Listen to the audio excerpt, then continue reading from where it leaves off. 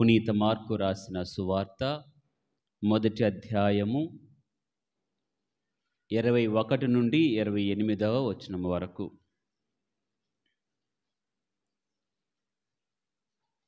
యేసు తనను వెంబడించిన శిష్యులతో కఫర్నాము చేరిరి. వెంటనే యేసు విశ్రాంతి దినమున ప్రార్థనా మందిరమున ప్రవేశించి బోధింపసాగెను. ఆయన బోధకు అచటనున్నవారు ఆశ్చర్యపడిరి. ఏలయనా ధర్మశాస్త్ర బోధకుల వలె కాక అధికారపూర్వకముగా ఆయన బోధించెను. అప్పుడు ఆ ప్రార్థనా మందిరములో అపవిత్రాత్మ ఆవేశించిన వాడొకడు కేకలు వేయుచు, నజరేతు నివాసియగు యేసు, మాతో నీకేమి పని? మమ్ము నాశనము చేయ వచ్చితివా? నీవు ఎవరివో నేను ఎరుగుదును, నీవు దేవుని పవిత్ర మూర్తివి అని అరచెను. నోరు మూసుకొని వీని నుండి వెడలి పొమ్ము అని యేసు దాన్ని గద్దింపగా అది వాణ్ణి విలవిలలాడించి బిగ్గరగా అరచి వదిలిపోయెను. అంతటా అచ్చటి వారందరూ ఆశ్చర్యపడి, ఇది ఏమి? ఈ నూతన బోధ ఏమి? అధికారంతో ఆజ్ఞాపింపగా అపవిత్రాత్మలు సహితము ఈయనకు లోబడుచున్నవి అని తమలో తాము గుసగుసలాడుకొనసాగిరి. ఆయన కీర్తి గలిలయ ప్రాంతమంతటా వ్యాపించెను. ఇది క్రీస్తు సువిశేషము. మాటకు విలువ, బలము ఎప్పుడు చేకూరుతుంది? నీవు కానీ నేను కానీ ఒక మాట మాట్లాడితే దాని ఎదుటివారు ఎప్పుడు దానికి విలువనిస్తారు? ఒకటి అధికారం ఉన్నప్పుడు, రెండవది అనుభవం ఉన్నప్పుడు, మూడవది పెద్దరికము వయస్సు ఉన్నప్పుడు. అవునా కదా? నేను చెప్పేది వేరు, చిన్నస్వామి చెప్పేది వేరు. ఎందుకంటే చిన్నస్వామి కంటే పెద్ద స్వామి ఎక్కువ కాబట్టి ఆయన మాటకే విలువ ఉంటుంది. అధికారం. నేను చెప్పేది వేరు, బిషప్ గారు చెప్పేది వేరు. బిషప్ గారు చెప్పేదానికి విలువ ఉంటుంది, ఎందుకంటే అధికారం. బిషప్ గారు చెప్పేది వేరు, పాపు గారు చెప్పేది వేరు. ఆయన మాటకు విలువ ఉంటుంది, సర్వాధికారి ఆయన కాబట్టి. ఒక మాటకు విలువ ఉండాలన్నా, ఒక మాట మీద కట్టుబడి ఉండాలన్నా, ఒక మాటకి భయపడాలన్నా అధికారం అనేది ఒకటి ఉంటే బాగుంటుంది. రెండవది అనుభవం, నైపుణ్యం.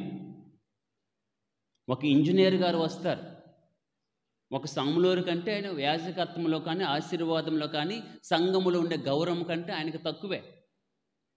కానీ ఆయన మాట కూడా సాములోరు వింటాడు. ఎందుకంటే అది అనుభవం, నైపుణ్యం. ఆ ఇంజనీర్కు ఉన్నటువంటి విద్య నాకు లేదు, దాని గురించి సంగ్రహంగా నాకు తెలియదు. ఆయన చెప్పింది నేను వినాలి. పెద్దలు చెప్తూ ఉంటారు, అనుభవం కొద్దీ చెప్తారు, అరే వినండ్రా నేను అనుభవించాను, ఆ దారిలో నేను వచ్చాను అని చెప్తారు. వాళ్ళ అనుభవానికి మనము గౌరవిస్తాం, వాళ్ళ మాటకు విలువనిస్తాం. నైపుణ్యం ఉండాలి, అనుభవము ఉండాలి. మూడవది వయస్సు. ఇది మరి ముఖ్యంగా ఇళ్లలో తగాదులైనప్పుడు, సమస్యలైనప్పుడు పెద్దవాళ్ళుగా మీరు చెప్పండి ఒక మాట. రెండవది ఏమంటారు? పెద్ద ఆయన మాట్లాడుతుంటే ఏంటో నువ్వు మాట్లాడతావు అని ఆపుతారు. వయస్సుకు విలువనిస్తారు. ఆ వయస్సు కలిగిన వ్యక్తి పెద్ద ఆయన మాట్లాడే మాటకు విలువ ఉంటుంది. ఒకటి అధికారం, రెండవది అనుభవము, మూడవది పెద్దరికము, వయస్సు. ప్రియమైన సహోదరి సహోదరులారా, ప్రవక్తలు అంటే మౌత్ పీస్ ఆఫ్ గాడ్ అని చెప్పుకున్నాం. దేవుని వాక్కై ఉన్నారు వాళ్ళు, దేవుని నోరై ఉన్నారు, దేవుని మాటగా వాళ్ళు ఉన్నారు. కానీ ఏ ప్రవక్త కూడా అధికారముతో బోధించలేదు.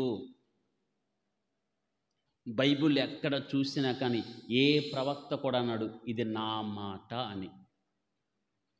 ఏ ప్రవక్త వచ్చినా కానీ మొదటి రీడింగ్ చదివిన వ్యక్తుల వల్లే ఉంటారు వాళ్ళు. మొదటి పట్టణం అయిపోయిన తర్వాత, రెండో పట్టణం అయిపోయిన తర్వాత ఏమని చెప్తాం మనము? ఇది ప్రభు వాక్కు, ఇది ఏలిన వారి వాక్కు, చదివిన ఆయన వాక్కు కాదు. ప్రవక్తలందరూ కూడా ఈ కోవలోకే వస్తారు.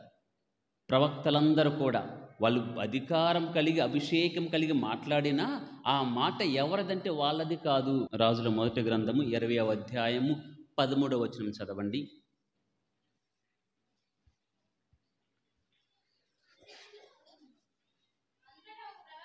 అంతటా ఒక ప్రవక్త ఇజ్రాయేలు రాజునొద్దకు వచ్చి, అండర్లైన్ చేసుకోవాలి, ఒక ప్రవక్త వచ్చాడు, ఇది నా మాట అని చెప్పట్లేదు, నా సందేశం ఇది అని చెప్పటం లేదు. ఏమంటున్నాడు? ఇది యావే సందేశము. అదే గ్రంథములో అదే అధ్యాయము 28వ వచనం. అప్పుడు ఒక ప్రవక్త ఆహాబునొద్దకు వచ్చి, యావే సందేశము ఇది. రాజుల మొదటి గ్రంథము 17వ అధ్యాయము 14వ వచనం.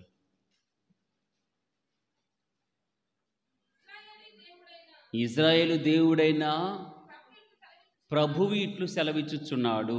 యెషయా గ్రంథం మొదటి అధ్యాయం 2వ వచనము, 3వ అధ్యాయం 16వ వచనము, 66వ అధ్యాయం 1వ వచనము, యెషయా గ్రంథం 3:15, 1వ అధ్యాయం 20వ వచనము, ఇర్మియా గ్రంథం 3:13, 19, ఇర్మియా గ్రంథము 2:29, ఇర్మియా 51:20 వచనాలు.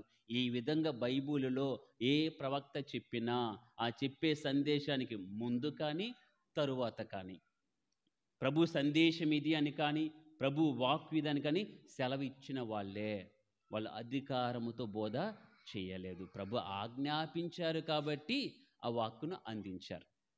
Praise the Lord, praise the Lord. అపోస్తలులు కూడా అద్భుతాలు చేసినప్పుడు, నా నామమున అద్భుతాలు చేశాము, నా నామమును బట్టి నువ్వు పైకిలే, నడువు, స్వస్థత పొందని అపోస్తలు ఎప్పుడు కూడా పలకలేదు. యేసయ్య నామమున, ఇదే వాళ్ళు వాడేది. ప్రవక్తలేమో ప్రభు సందేశమని వాడారు, ప్రభు వాక్కు ఇదని వాడారు. అపోస్తలు వచ్చేలేకే ఇది యేసయ్య నామమున మేము బోధ చేస్తున్నాం, యేసయ్య నామమున మీకు స్వస్థతని ఇస్తున్నాం, ఇదే మాటలు పలికారు. అపోస్తల చర్యలు 3వ అధ్యాయము 6వ వచనం చదవండి. అప్పుడు పేతురు, వెండి బంగారములు లేవు, నాకు ఉన్న దానిని నీకు ఇచ్చేదను, నజరేయుడగు యేసుక్రీస్తు పేరిట నామమున. నేను అపోస్తులను 3.5 సంవత్సరాల తర్ఫీదు పొందాను, నా దగ్గర కూడా అద్భుత శక్తులు ఉన్నాయి, కాబట్టి నేను పలుకుచున్నాను, నువ్వు పైకిలే అని పేతురు గారు చెప్పలేదు, చెప్పరు కూడా.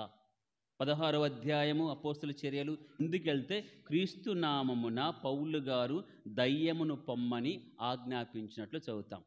Praise the Lord, praise the Lord. ప్రవక్తలేమో ప్రభు వాక్కు ఇది అన్నారు, ప్రభు యావే సందేశం ఇది అన్నారు, అధికారం మాది, మా మాటని చెప్పలేదు. అపోస్తులు వచ్చేసరికి యేసయ్య నామమున అద్భుతాలు చేశారు, యేసయ్య నామమున ఆయన పేరిట మాత్రమే వాక్యాన్ని బోధించారు, కానీ వారి సొంత నామాన్ని ఎప్పుడు కూడా ఉపయోగించుకోలేదు.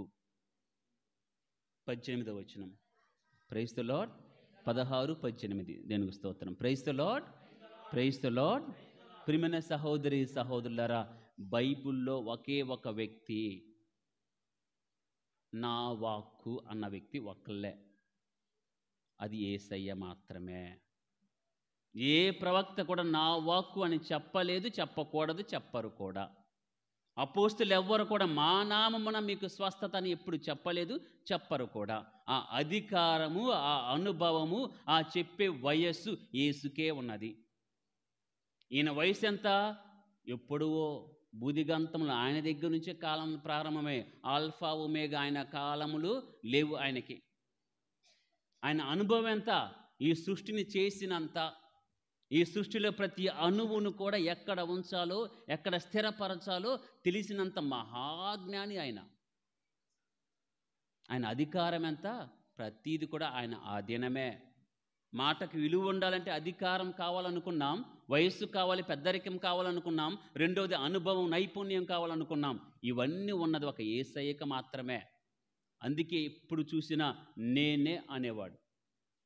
ఇది ప్రభువు వాక్కు అని ఆయన చెప్పలేదు, ప్రభు పేరిట స్వస్థత అని చెప్పలేదు, నా పేరిట నేనే అనే పదాలు ఉపయోగిస్తాడు. నేనే లోకమునకు వెలుగు, నేనే జీవాహారము. ఇదే మార్గము, ఇదే నేనే వెలుగు, నేనే మార్గము, నేనే జీవాహారం. నా బోధనలు ఆలకించి, ఎవరి బోధనలు కాదు, పాత్ర చెప్పినటువంటి ఆ యొక్క ప్రవక్తల బోధలు కాదు, నా బోధలు ఆలకించి. Praise the Lord, praise the Lord. ప్రియమైన సహోదరి సహోదరులరా, అనగా అన్నీ ఉన్నవాడు యేసయ్య మాత్రమే. మత్తయి సువార్త 5:22లో సోదరునిపై కోపపడే సందర్భములో నేను చెప్పినది ఏమన్నా మార్చేశాడు. 5:28లో వ్యభిచారం గురించి మాట్లాడుతూ నేను చెప్పినది ఏమన్నా మార్చేశాడు. అధికారం ఉంటేనే మారుస్తారు. ఎవరు పడితే వాళ్ళు ఏది మార్చడానికి, రూల్స్ రెగ్యులేషన్స్ మార్చడానికి వీలు లేదు. అధికారం ఉండాలి. ఆ అధికారం ఈయనకి మాత్రమే ఉన్నది. వ్యభిచారం గురించి, ప్రతీకారం గురించి, ప్రేమ గురించి నేను చెప్పినది ఏమన్నా అనే మాటలే ప్రభు ఉపయోగిస్తారు. మత్తయి 7:24 నా బోధలు ఆలకించి, 7:26 నా బోధనలు ఆలకించి, యోహాను 5:24 నా బోధనలను ఆలకించి. నా, నేను, నా ఇవే ఉంటాయి. Praise the Lord. ప్రియమైన సహోదరి సహోదరులారా, నేటి సువార్తలో ప్రజలు పలుకుతున్న మాట కూడా ఇదే. ఈయన బోధ ఏమిటి ఇలా ఉన్నది, ఈయనేమిటి అధికారంతో బోధిస్తున్నాడు. ఇటువంటి బోధ మనం ఎప్పుడు వినలేదు కదా. వాక్యం చదివినప్పుడు, మొదటి పట్టణం చదివినప్పుడు ప్రతిసారి ఇది ప్రభువు వాక్కు, ఏలువారు వాక్కునే అనే పదాలు విన్నాము. కానీ చదివిన వ్యక్తి ఇది నా వాక్కు అనే అనటం ఎప్పుడు కూడా వినలేదు కదా. ఈయనేమిటి, ఈయన మాట్లాడుతుంటే పిశాచములు కూడా ఆయనకు లోబడుతున్నాయి. ఏమిటి అధికారము? ఆశ్చర్యం కలుగుతుంది వాళ్ళకి. ఇప్పటి వరకు విన్నది వేరు, చూసినది వేరు, వాళ్ళ కళ్ళ మీద జరుగుతున్నది వేరు. కానీ ఇప్పుడు యేసయ్య అధికారంతో బోధిస్తున్నాడు. బోధనలో అధికారం ఉన్నది, గద్దింపుల అధికారం ఉన్నది, విడుదల ఇచ్చే సమయంలో కూడా అధికారం ఉన్నది. అదే సువిశేషములో ప్రజలు తెలుసుకుంటున్నారు. ఈయన బోధ అధికారంతో కూడుకున్నది. Praise the Lord, praise the Lord. Mark సువార్త 4:41 అంతటా శిష్యులు మిక్కిలి భయపడిరి, గాలియు సముద్రము సహితము లోబడుచున్నవి. చేసినది ఆయన అయితే ఆయనకి లోబడక మానవుడికి లోబడతాయా? అధికారం కలిగిన వ్యక్తి ఆయన, చేసినది ఆయన. కాబట్టి శాంతించుము అంటే గర్జించే అలలు కూడా శాంతముగా కింద పడిపోయాయి. అది చూశారు. ఇదేమిటి, ఈయన మాట్లాడితే సముద్రం కూడా ప్రశాంతంగా ఉంటుందే. అధికారం.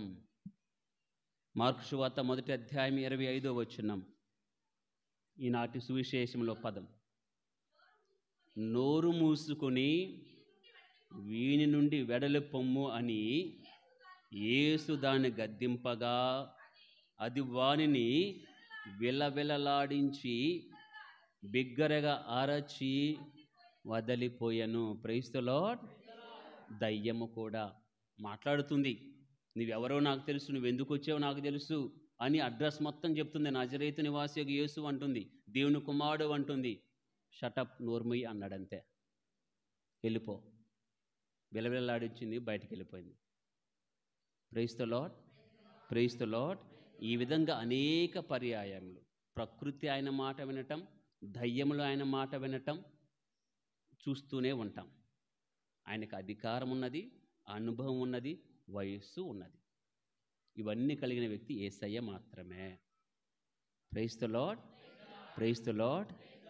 ముగింపు ఏమిటంటే, దయ్యాలు ఆయన మాట వింటాయి, సముద్రం ఆయన మాట వింటుంది, గాలి ఆయన మాట వింటుంది, పందులు కూడా ఆయన మాట వింటాయి, గొర్రెలు ఆయన మాట వింటాయి.